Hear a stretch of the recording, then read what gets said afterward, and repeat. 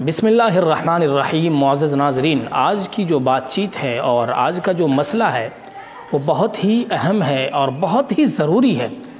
جیسے کہ آپ لوگ جانتے ہیں کہ ابھی رمضان قریب ہے تو بہت سارے سفراء حضرات چندے کے لیے جاتے ہیں، مدارس کے چندے کے لیے جاتے ہیں، مدارس کے چندے کے لیے جاتے ہیں۔ کوئی منع نہیں ہے، کوئی رکاوٹ نہیں ہے۔ رسول اکرم صلی اللہ علیہ وسلم کی حدیث سے ثابت ہے کہ دینی اداروں کے لیے چندہ کرنا درست اور جائز ہے، لیکن اس بات کو سمجھنا ہوگا کہ جیسے کہ سفراء حضرات اور خاص طور پر اہل مدارس جو ہے اس کام کو انجام دیتے ہیں، اور ایک حرام کام ہوتا ہے، نہایت ہی غلیظ کام ہوتا ہے، اور سارے لوگ اس کو ٹھیک سمجھتے ہیں، حالانکہ وہ کام ٹھیک نہیں ہے بلکہ ناجائز اور حرام کام ہوتا ہے۔ کیا ہوتا ہے؟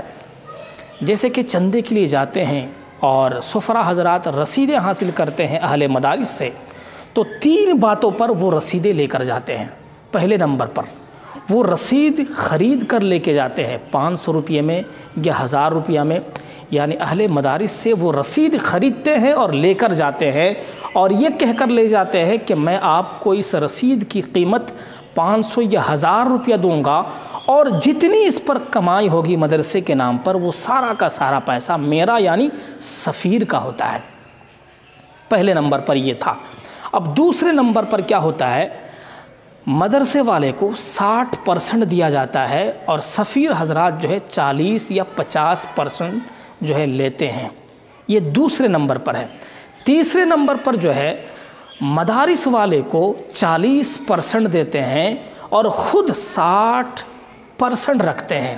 یہ تیسرے نمبر پر ہے۔ فتاوی دارالعلوم دیوبند کے اندر موجود ہے کہ یہ جو تینوں طرح کے جو باتیں ہیں اور تینوں طرح کے جو کام ہے، یہ تینوں ناجائز اور حرام ہے۔ جس طرح سود حرام ہے، جس طرح رشوت حرام ہے، جو عام چیزوں پر حرام چیزیں ہیں، اسی طریقے پر چندہ کرنا حرام اور ناجائز ہے۔ البتہ پھر آپ لوگ یہ سوال کر سکتے ہیں کہ پھر کون سا طریقہ صحیح ہے؟